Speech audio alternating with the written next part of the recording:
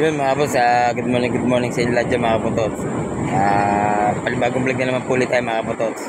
Yun, nasa tabing dagat po ulit ako mga kapotots. Ayun nga pala, araw ng linggo ngayon mga kapotots. Yun, ilang araw na walang bagyo pero may alon pa rin po. Ito po siya mga kapotots. Kaya mga magdaragat, ayan, hindi pa makakalaot. Siguro mga ilang araw pa baka makalaot to. Kasi subukin Pero yung mga malalim bangka siguro kaya to. Yung mga sa silipin natin yung dagat. Ayong ito yung pinuntahan ko yung yung paglalakwang ko. Dito medyo malinis. Medyo malinis siya dito. Siguro naglinis dito. Kasi yun yung ayun yung gano'n ng alon nilinis dito kasi resort malay mo biglang magkaroon ng bisita kaya nilinis nila. Kaya makakasakita nyo yung yung dumi. Ayan po yung yung gano'n ng alon. Pero ako konti na nililinis. Kaya kasi tumbok-tumbok na nililinis nila. Kaya malinis ngayon yung mga resort. Sa amin nililinis rin utay-utay. Yan mababa, ito po yung yung alon. Kasi delikado pa rin yan delikado pa sa mga maliliit na bangka. Tulad sa akin, yung bangka ko nyo delikado pa to. Pero may gumalakas-lakas sa loob nyo, makakalaot. Kaya pag naisaan sigurado baliktad. Kaya bira-bira lang sumubok dito sa mga ganitong panahon na ganyan na alon. Kailangan pakalmahin pa ng konti bago lumaot para sigurado. Medyo malaki pa yan. Kaya kagandahan ito mga kapatots, hindi na masyado malabo ang tubig. Hindi na masyadong brown talaga kasi nung nakaraan ng bagyo, di ba? Tagang kulay niya tagang brown na brown parang ilog. Ngayon hindi na masyadong brown man siya, hindi na gaano. Kaya lang hindi rin makakalaot. Kung makalaot man dito yung mga magdaragat, ay hindi talaga sila pwedeng lumaot talaga. Alam nyo bakit? Kasi malabo po yung sinyal hindi makita ang bundok. Hindi lang matatarget yung pupuntahan nila. Kasi yung binabasyahan po dito yung bundok. Para mapuntahan po nila yung lugar na pupuntahan nila sa laot. Kasi pagdating nyo po sa laot, kailangan talaga may mayroon kayo sinyal Pinansisinyalan nila yung mga bundok-bundok. Kaya mga boss, ito po yung yung baybaying dagat.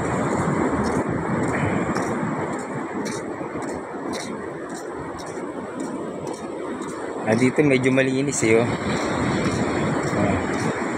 Kaya pagdating doon medyo madumi sa taas.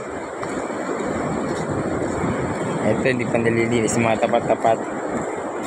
Kung ba sa kasi tapos na kasi summer magkabisita man talaga, meron din ilan. Kasi nagkakabisita dito kalimitan may mga swimming pool lang. Hindi sila pwede pumunta dito sa dagat. Bawal. Kasi kalimitan dito pag magkaroon ng guest sa mga swimming pool, pinagbabawalan na may ari na resort na maligo sa dagat kasi malaki pa ang alon. Hanggang doon lang sila sa swimming pool.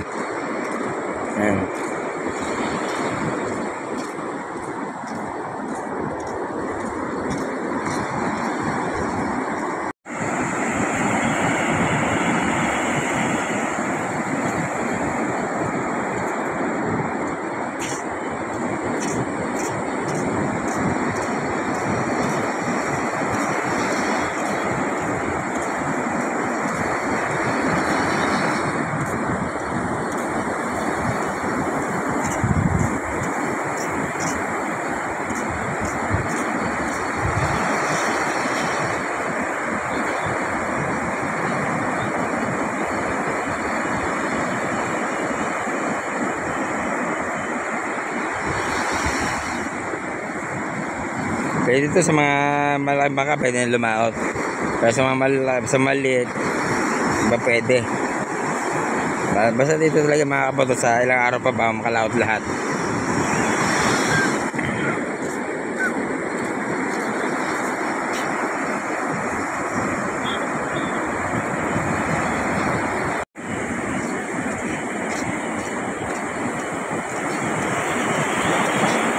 Ayun mga boss, samahan po muna niyo ako maglakad-lakad sa tabing dagat ulit. Pagmasdan natin yung dagat.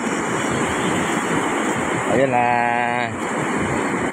simula nang nagbagyo, wala pa akong tinda-tinda. Hindi pa mapagtinda kasi wala pang nalaot eh. Maghihintay tayo ng mga ilang araw pa bago makalaot sila mga kapotots.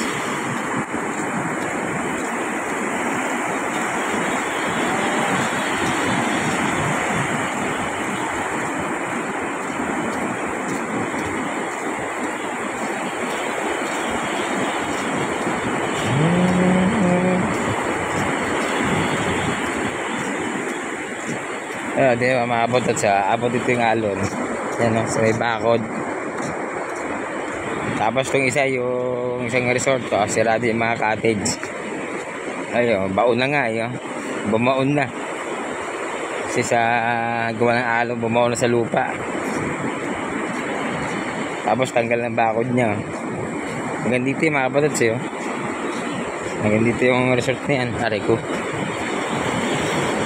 Baon na. Bumaba siya, ibig sabihin lumubog na, kinain ng lupa.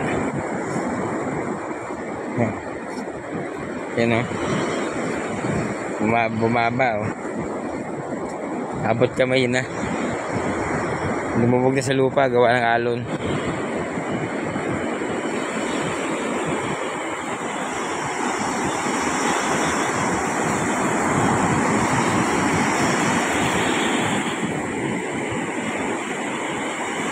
Kami naliligo dito, may jandel oh.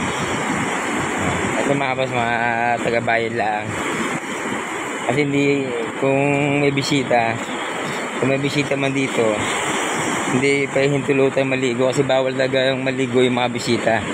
Pag may guest yung mga resort, talaga bawal maligo yung mga bisita.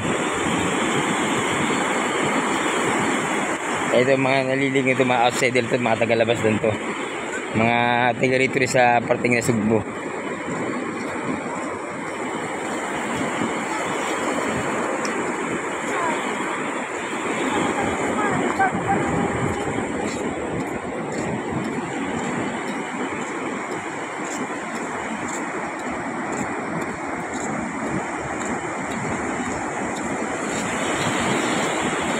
Ito yung mga boss yung jandel oh.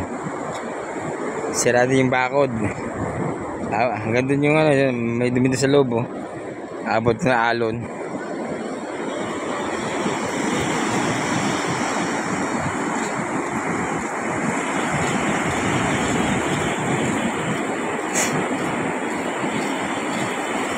Salamat dapat hindi na naulan.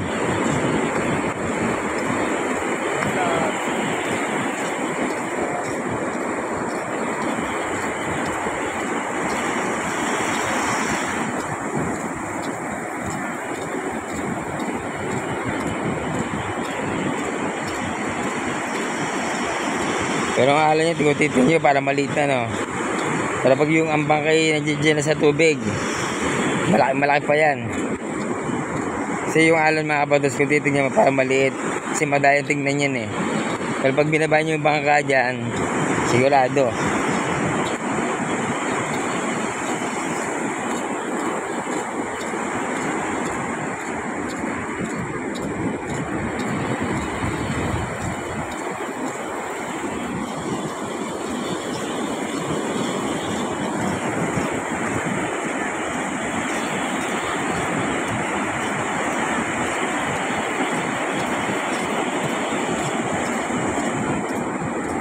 Yung bagong gawang ano, yung bagong gawang tawag dito yung lifeguard.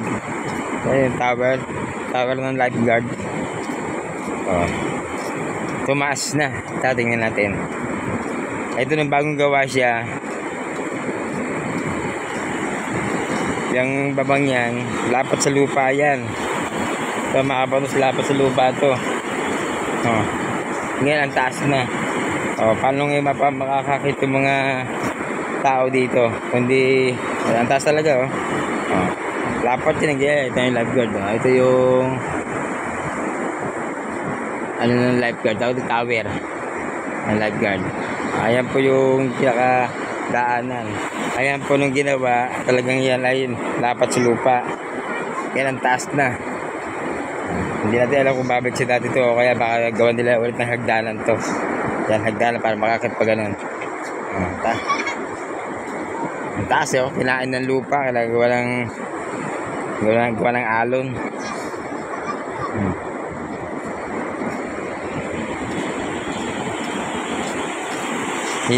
Hinukay yung alon ng alon yung tsaka tsaka bato. Kaya tumaas.